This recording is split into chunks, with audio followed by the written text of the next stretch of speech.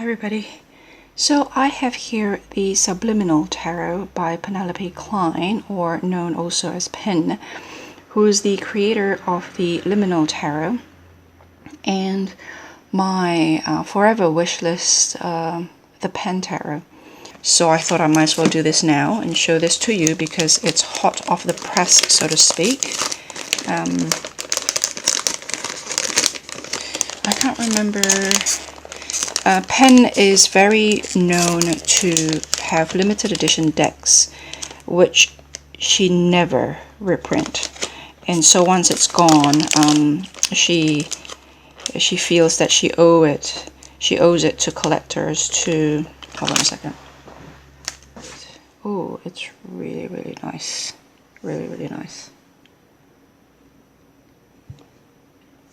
The box is really beautiful. So this is my first ever purchase from Pen.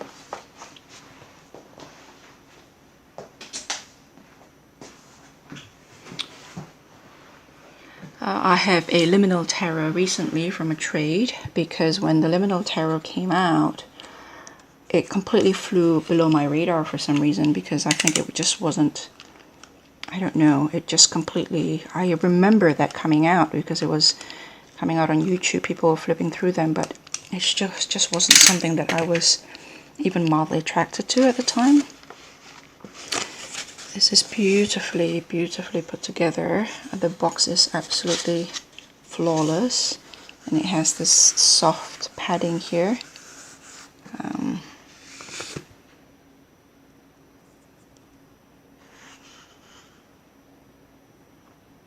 I know, right? I mean, some people might think, well, who cares about the box? Show us the cards. Okay, so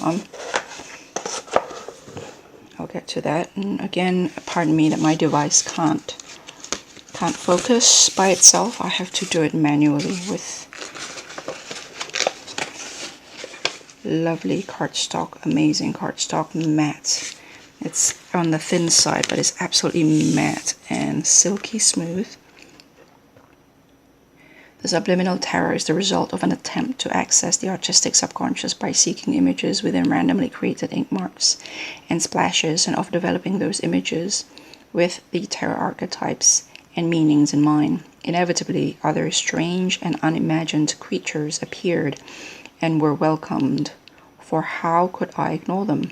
They almost certainly suggest different things to different readers.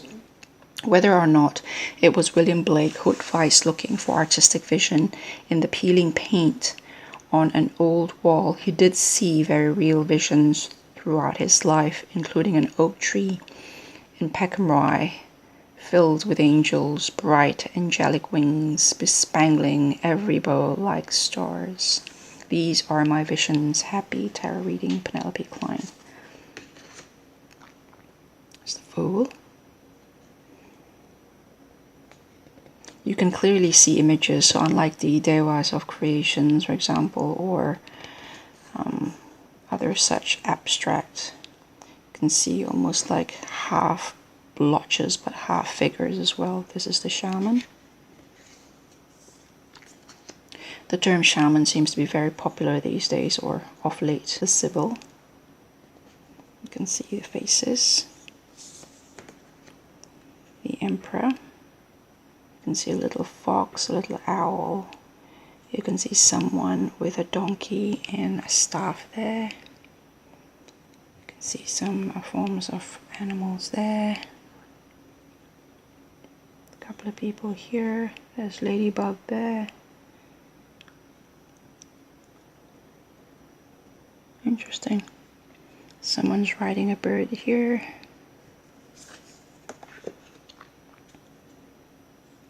The Empress, very nature, animal and plants.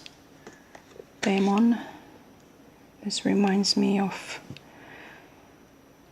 Dore's etching of Paradise Lost. Something about the contrasting between darkness and light in the sky. Love. You can see a couple of people. They're masculine and feminine, dressed like, and that's a pair of trousers. Chariot, the head of a horse. Someone's knuckle here. There's a profile of a person, 2 horses,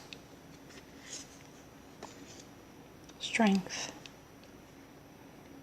There's an animal here, animal there. Face of something here. Some face of a person here. That's her breasts. That's like a bunny rabbit, but also like a hat. It feels almost like these were ink blotches, which then sort of emerged like a shape, and she sort of led us to these shapes here, instead of leaving us to form them in our own head. But after that, we are released to imaginings of our own. So like the head of a fish, I'm thinking, I don't know. And you can sit with this for a long time. It just, things would emerge. To be like scrying, I'm thinking. The Hermit. It's the image here. Feel of War, there's a wheel. This reminds me of L'Oracle de Reflet, or the Oracle of Reflections, where it was stained, and then the stain were purposely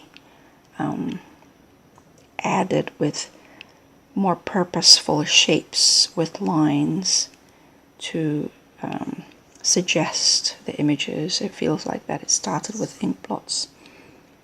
I don't know whether that's the case, but which are then perhaps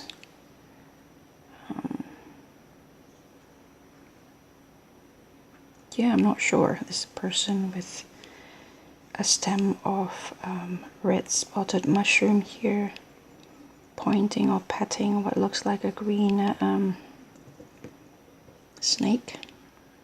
And there's just people here, like a person walking on a plank of blue. There's like almost like an angelic figure up here. It's like a butterfly or a caterpillar of some kind up here. Definitely has a wing. Has a body of a caterpillar. There's a big mushroom here with an animal, sort of almost like it's nibbling at it. Not quite sure what it's doing. The Hanged One. Birds. Hedgehog. Animal over here. Flowers. It looks like a person, the legs with long black pair of boots here. Some kind of helmet over there. So he's not upside down, or she. But he seems to be perched on top of a tree. So he's upright, but he's definitely suspended in air. This is death. There's a contrast, bleakness of darkness, but this sun like yellow from the back as well. Because death in ending is not all bleak, it's not all darkness. Some would argue it isn't darkness at all. So elephant-like shapes here, people, parrot, people there. This looks like people sitting on something. This is potentially the most liminal tarot-like. I quite like this because it's so soft compared to the rest. There are a lot of negative space. I quite like artwork which uses a lot of negative space, and very much reminds me of the L'Oracle de Reflet, or the Oracle of Reflection. A combination of natural flowing stain with more deliberate pen work. I quite like that. I really like that. That might be my most favorite one in the deck. Although it's not quite in... it feels quite different from the rest of them, if you see what I mean.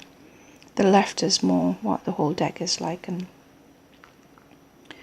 the right, this one here feels like perhaps initially there is this one here is the only ink, and then the images started emerging from the ink blot. The Devil. Tower. I wonder if in creating the ink blot, she has the tarot imagery in her mind, and so subconsciously she's guided there. I don't know. And I wonder if these little figures here, whether they're added or they're part of the formation of the ink blots before they were, because you can see here the shapes are too deliberate. You can't, I don't know, I mean, I certainly can't see how, oh, maybe, I mean, how the wings there, it's like a mermaid with wings there, how those wings can potentially, or that figure there can potentially emerge out of ink blots without being purposely drawn. Perhaps they were drawn in with the guidance of the ink blots that was there before. Either way, it's interesting. Stars. See, there's like a horse there. I think this would be awesome images to do what you call what do you call it, where you walk into the images? I can't remember the term now, where you sort of visualize yourself walking into the images in the cards. That's the moon, the crayfish, and there's two things here, and walking there, the reflection of the moon there. There's some, I don't know what that is, could be anything. The sun, nice contrast there, yin and yang. Zoom in, zoom out. Black and white, color, reflection, indirect light. I like that. There seems to be an elephant there, or like a bird or a duck. Tree, sky, cliff, river or body of water. The angel, which I think is the resurrection. I'm glad she called it the angel card.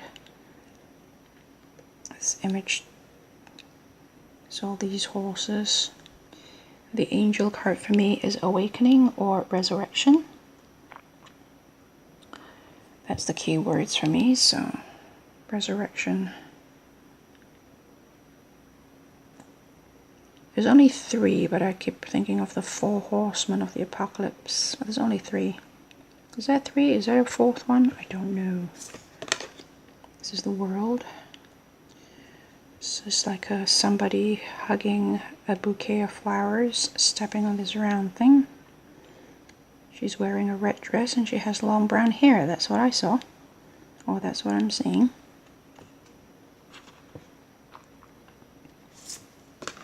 And this is the puppet master. Or dare I say, God. There's an image there. And there's a person with a puppet sleeve on her or his hand there. And there's faces, inside faces, inside faces. It's like,